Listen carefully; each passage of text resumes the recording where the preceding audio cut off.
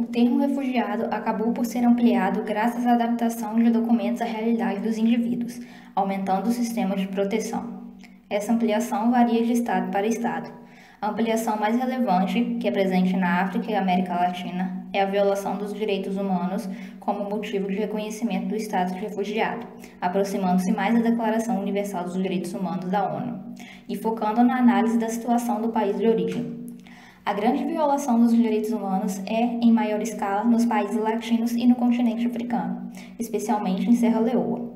No entanto, a violação dos direitos humanos por motivos de refúgio faz-se limitada, pois cada estado possui sua própria descrição de direitos humanos. Além do mais, o pedido de refúgio não se aplica apenas às agressões internas, como também ameaças estrangeiras, caracterizando a dominação e ou ocupação de outra nação em outros países, levando à violação da soberania do governo vigente. Além desses aspectos, é inserida também a autorização de refúgio com base em problemas em apenas certas regiões do Estado.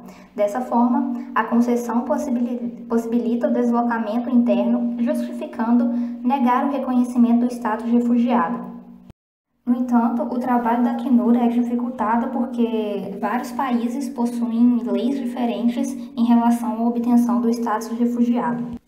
Dessa forma, cria-se um conflito, pois os estados não estão muito interessados na aplicação do status, devido a diversos motivos. Os dados a seguir mostram os principais motivos da população europeia recusar a entrada de refugiados em seus países.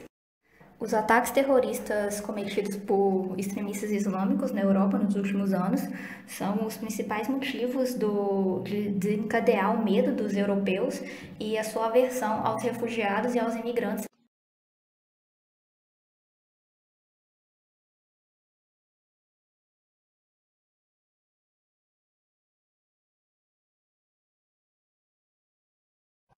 Agora eu vou falar sobre o direito internacional, que historicamente tem como conceitos a paz e a guerra, e eles são definidos em função um do outro. No caso da guerra, ela acontece a partir do momento que existem dois ou mais partes, existem duas ou mais partes envolvidas para resolver determinado conflito. E por meio disso, eles utilizam as forças armadas para atingir o seu objetivo.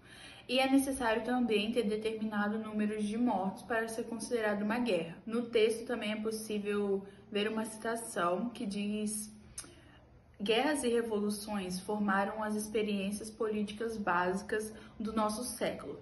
Isso faz apologia ao que foi falado antes no texto, dizendo que as relações internacionais e o direito internacional, eles focavam muito na guerra, no objetivo que ela podia ser e como ela resolvia os determinados conflitos. A partir do século XX, o conceito paz é utilizado para o bem-estar, vamos dizer assim, para modificar o conceito de como deve ser resolvido o conflito. E agora, não mais utilizar a guerra como base, e sim a procura pela paz. Ainda existe dois tipos de conceitos para definir os conflitos, sendo eles de ordem interna e de ordem internacional. O primeiro conta com uma centralização de poder, contando com a política interna, e é necessário o respeito do governo atuante. E com isso, e para isso funcionar, existe a hierarquia de autoridade, que faz com que não seja necessário utilizar força para controlar o Estado em si. Já no segundo, não é necessário uma hierarquia, e por causa da descentralização do poder, porque os estados são soberanos e não existe uma autoridade superior a eles. Existe também dois tipos de resolução de conflitos, sendo eles de forma política e de formas jurisdicionais.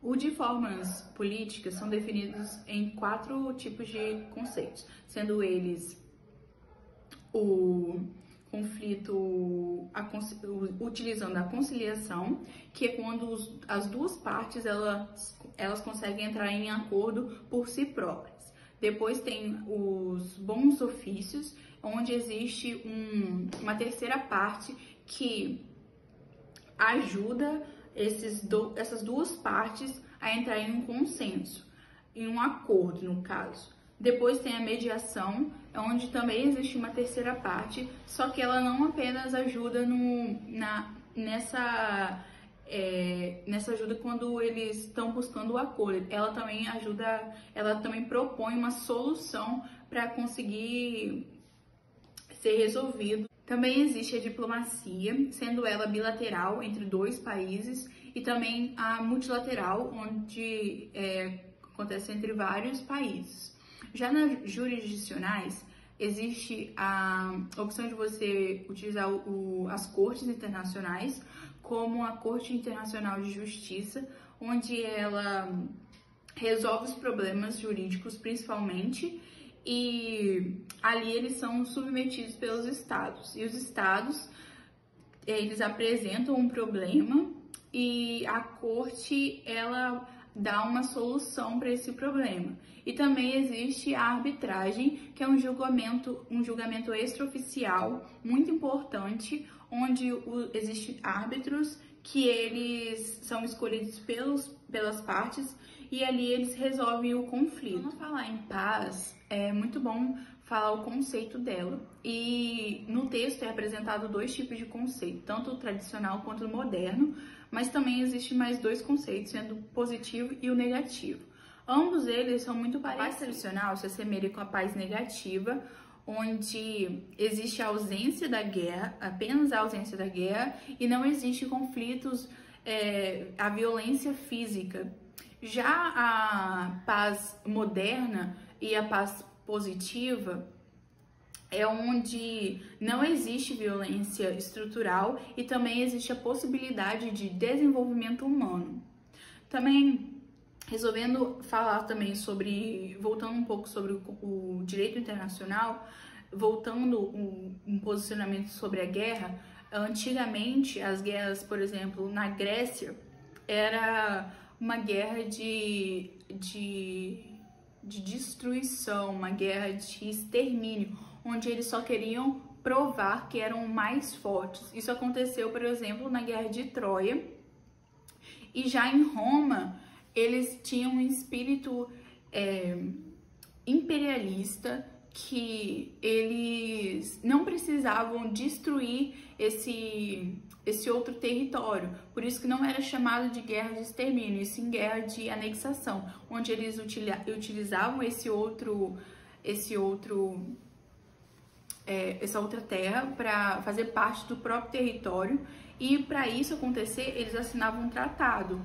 Esse tipo de tratado, ele continua até hoje, sendo uma tradição do direito internacional.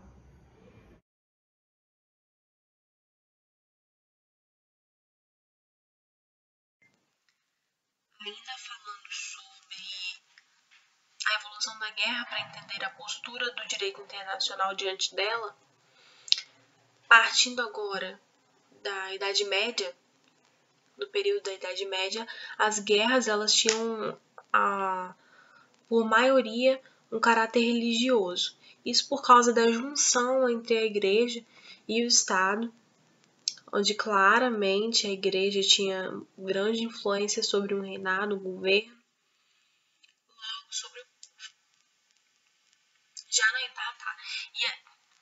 As guerras elas aconteciam, a maioria das vezes, entre estados religiosos e aqueles considerados pagãos de religiões diferentes. Isso resulta aí nas cruzadas cristãs. Na Idade Moderna, principalmente depois da Ordem de Westfália, Paz de Westfália, onde são assinados aí aqueles vários tratados, aquela série de tratados, a guerra passou a ser decidida por estados no advento de sua soberania, estados soberanos. Essas guerras eram expressões máximas dessa peculiaridade, dessa demonstração de poder. E isso dado pela aquela teoria realista das relações internacionais, onde os estados eles prezam pela maximização do poder. Agora, sobre as preocupações filosóficas, havia uma preocupação aí de limitar o uso da força para a resolução de conflitos. Isso porque, principalmente na Idade Moderna, as guerras eram usadas para tudo, praticamente. Ela era, assim, o texto diz que na esfera internacional a guerra era tônica desse período. Então, havia essa preocupação de limitar o uso da força, e um exemplo disso foi a Convenção de Haia, onde impedia o direito de recurso à força para a cobrança de dívida. Isso não resolveu muita coisa, até porque a gente teve a Primeira Guerra Mundial, uma guerra violenta, e a prova dessa violência foi a quantidade de mortos, principalmente na França e na Inglaterra, que foram os que mais sofreram nessa guerra. E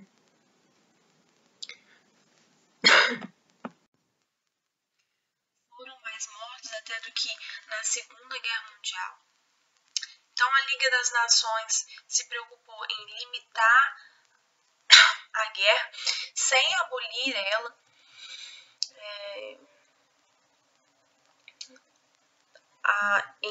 Isso porque eles seguiram a teoria idealista de que o indivíduo é o principal ator das relações internacionais e, em consequência disso, acredita serem os interesses dos estados os mesmos, uma vez que são todos compostos por indivíduos que têm as mesmas aspirações, de tal sorte que a tônica das relações internacionais venha a ser a cooperação e não a guerra.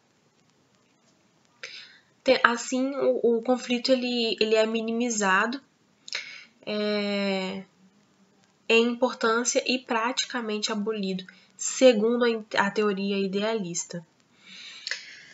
Estabeleceram assim as categorias vedadas da guerra. Então, faz observância aí a Liga das Nações, onde a guerra é permitida apenas por legítima defesa. Isso porque, sob justificativa de que a legítima defesa ela é um direito natural dos estados. Depois disso, a gente teve a Segunda Guerra Mundial, então não foi uma coisa que funcionou muito. A Segunda Guerra Mundial, ela trouxe a possibilidade de destruição da totalidade da humanidade por meio das armas nucleares, e então há a possibilidade de destruição em massa, principalmente geográfica. Então ele intitula essa guerra como guerra total. Hanna, ela diz que aquilo que a princípio parecia impossível desde os romanos, e de fato nos 3 ou 4 séculos, chamando de tempos modernos, posto que não estava mais no coração do mundo civilizado o extermínio de povos inteiros. A partir daí, da Segunda Guerra, depois da Primeira Guerra, vem a ONU, e a ONU, ela traz consigo não só o objetivo de estabelecer a segurança internacional, a segurança dos estados, como também a paz internacional.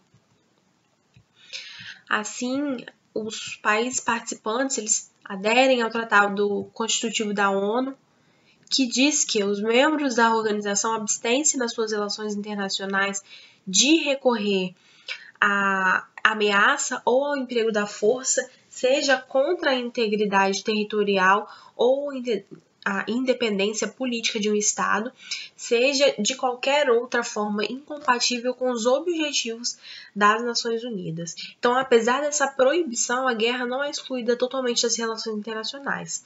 A gente tem uma outra observância a ser feita aqui nesse tratado também, onde a gente tem 3 tipos de guerra que são permitidas.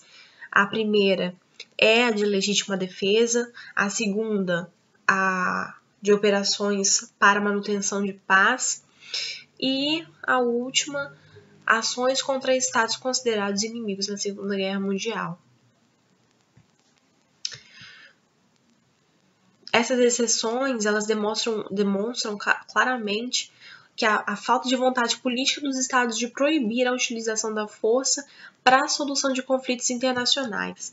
E aí, a gente tem a discussão de que, por um lado, há um resquício acentuado da noção clássica de soberania dos estados, e, do outro lado, a gente tem a regulamentação do uso da força nas relações internacionais.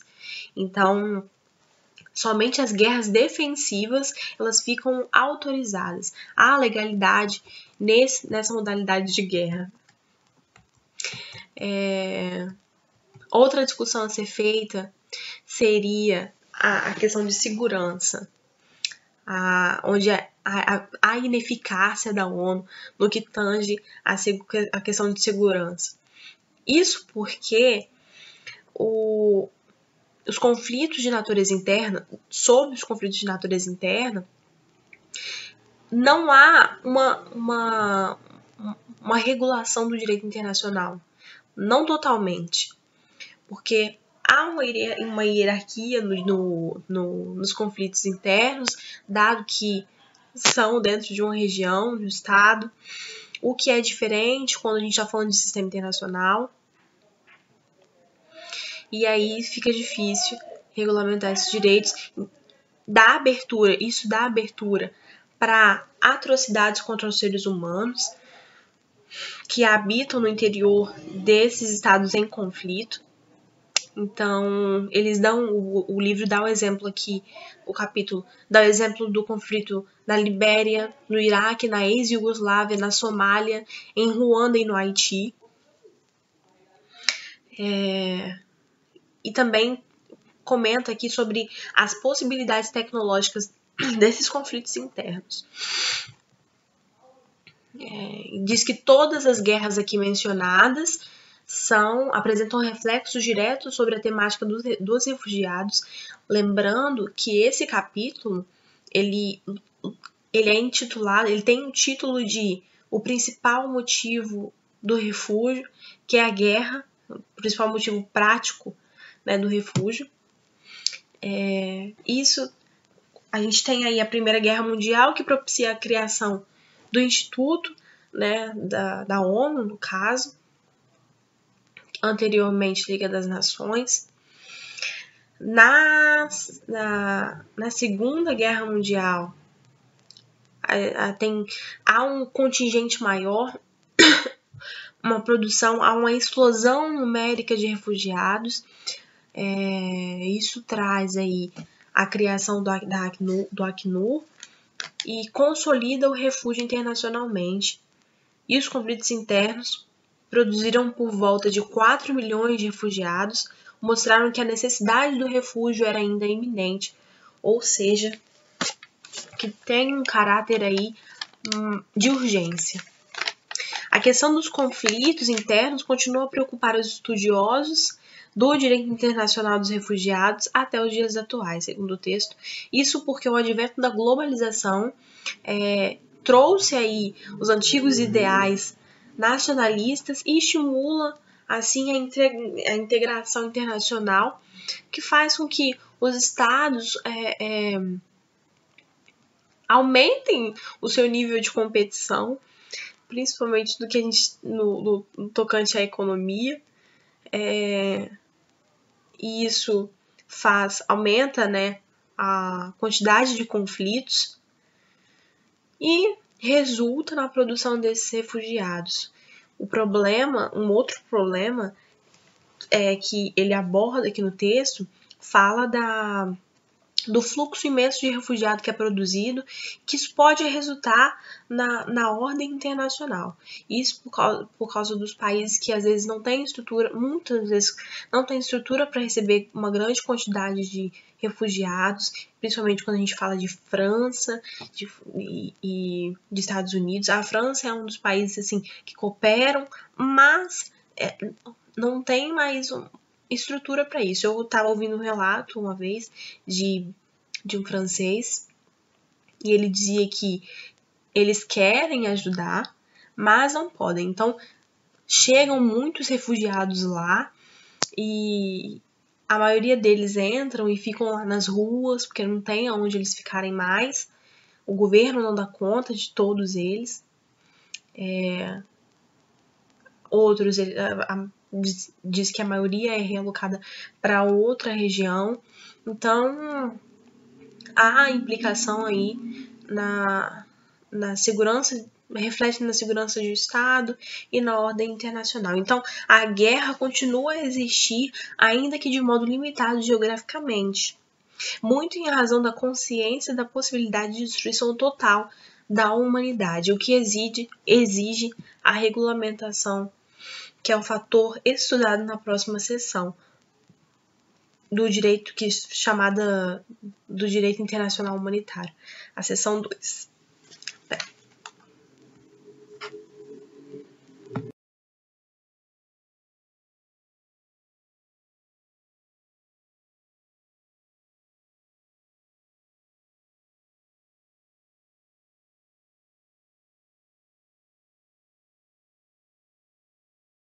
Olá, meu nome é Tatiana. Eu vou falar mais sobre o que é o direito internacional humanitário ou o direito internacional dos conflitos armados.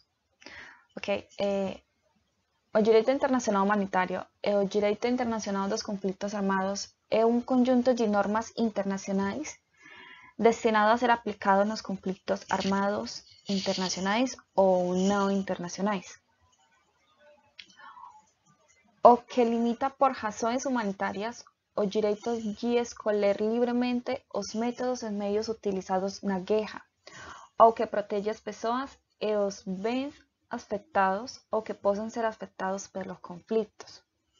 A partir dessa definição, podemos destacar 4 aspectos principais do direito internacional humanitário. O primeiro é a aplicação em caso dos conflitos armados, que é um direito aplicável quando já houve a violação anterior de direitos humanos ou de regras de direito internacional. Por isso, é importante destacar que o direito internacional humanitário é um direito de emergência. O segundo aspecto se relaciona às obrigações definidas por esse ramo de direito, que se verifica que o direito internacional humanitário se ocupa dos métodos e meios utilizados nos conflitos, das pessoas e dos bens atingidos por ele, e ainda das pessoas e bens que podem vir a ser atingidos em caso de guerra ou sejam vítimas dos conflitos. O terceiro aspecto indica a adoção de um princípio ético de amor à humanidade como fundamento das ações. É um princípio que não é tão objetivo, é mais uma expressão que pode ser justificada em função humanitária, como por exemplo, o direito internacional humanitário pode ser aplicado tanto em conflitos internacionais quanto em conflitos internos. A preocupação com os conflitos internos é mais relevante, pois ele permite a proteção da vida e da dignidade humana em situações nas quais a violação dessas é mais pronunciada, é mais acentuada, como a ausência de regras de direito internacional, o que deixa as vítimas fora da proteção do seu Estado, já que são como ausência de regras de direito fora do Estado, ocorre um direito fundamental dos indivíduos. O quarto é a sua preocupação com os seres humanos envolvidos nos conflitos armados, constado que traz mais uma problemática da relação entre o direito internacional humanitário e o direito internacional dos direitos humanos. Na tentativa de solucionar tal questão, existem 3 correntes doutrinárias. A primeira é que os integracionistas, que entendem que o direito internacional humanitário é parte do direito internacional dos direitos humanos, já que ambos se ocupam da proteção das pessoas humanas e têm funções muito parecidas. O segundo, os separatistas, que propunham a separação total entre esses dois ramos do direito.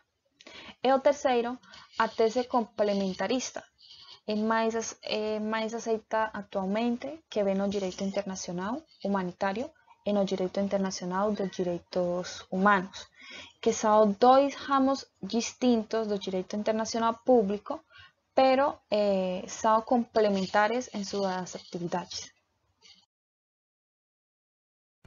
Olá, eu sou a Chelsea e eu vou explicar sobre a tese integracionista do direito internacional humanitário. A tese integracionista parece ser a mais adequada, uma vez que se entende que o direito internacional humanitário seria um grande ramo do direito internacional dos direitos humanos, o lato sensu. Para quem não sabe, o lato sensu é uma expressão em latim que significa em sentido amplo e é utilizada em outros idiomas, em áreas como direito, linguística e semióticas e outras, para referir que determinada interpretação deve ser compreendida no seu sentido lato, mais abrangente. Então, como mencionado, dentro do qual existiriam os sub-ramos, dentro do lato sensu. Os direitos humanos, os strictus sensu, que significa a mesma coisa de lato sensu, então que se subdividiriam em duas espécies, a da proteção geral e específica, como, por exemplo, a normativa de proteção geral das mulheres e das crianças. O direito internacional dos refugiados e do direito internacional humanitário. Isto porque a função primordial desses três ramos seria a proteção da dignidade da pessoa humana, residindo a diferença entre eles, na situação que foram aplicados na situação de paz. E também em situação de perseguição ou situação mista entre a paz e a violência armada. Pode acontecer também em situação de conflito armado, respectivamente. Ou seja, podemos dizer que, em tese, a aproximação desses dois conflitos podem ser, consequentemente, ter o mesmo significado ou objeto, que é a proteção da pessoa humana na ordem internacional. E o mesmo método, regras internacionais a fim de assegurar essa proteção. Os mesmos sujeitos, que é o ser humano enquanto beneficiário e o Estado enquanto destinatário e obrigado principal das regras. Também tem os mesmos princípios e finalidades. A dignidade da pessoa humana e a garantia do respeito. Caso as pessoas da população desrespeitem, pois, neste caso, é muito comum e indiferente do lugar onde esteja. Então, o direito internacional humanitário também é uma vertente especializada do direito internacional dos direitos humanos, em função de sua maior limitação em termos de aplicabilidade.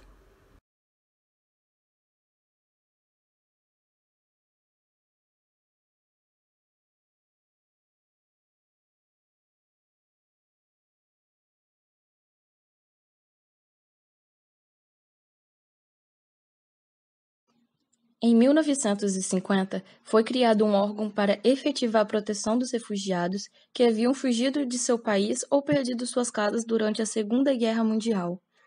Este órgão é chamado Alto Comissariado das Nações Unidas para Refugiados, ou como é mais conhecido, Acnur.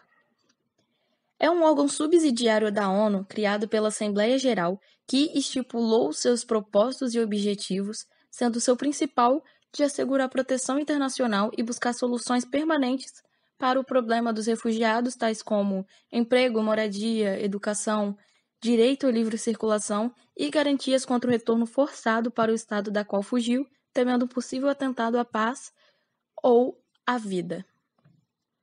Há 3 técnicas estratégicas para resolver as soluções duráveis para o problema dos refugiados. A primeira consiste na integração local, que é necessário, dentro do Estado que o acolheu, a participação de órgãos não governamentais para que essas pessoas sejam incluídas no meio social. A segunda é a repatriação voluntária, que baseia-se em voltar o refugiado ao seu país de origem após cessar os motivos pelos quais eles fugiram. Esta estratégia é vista como a ideal, visto que não priva a pessoa de sua origem. E é sempre bom ressaltar que a partir do momento em que o refugiado é repatriado, ele deixa de estar sob proteção internacional decorrente do refúgio.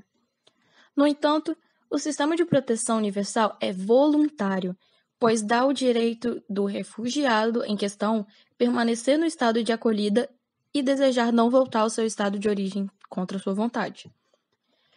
E a terceira, que é o reassentamento, e refere-se à prática de transferir um refugiado de um estado para o outro, inclusive de seu estado de origem para o estado de acolhida. No entanto, pode ocorrer deste refugiado ter graves problemas de acolhida e precisar ser transferido para um terceiro estado que possa atender melhor suas necessidades. Após a Convenção de 1951, cujo fundamento das principais funções da Acnur foram relacionadas, tem-se que a Acnur está autorizado por seu estatuto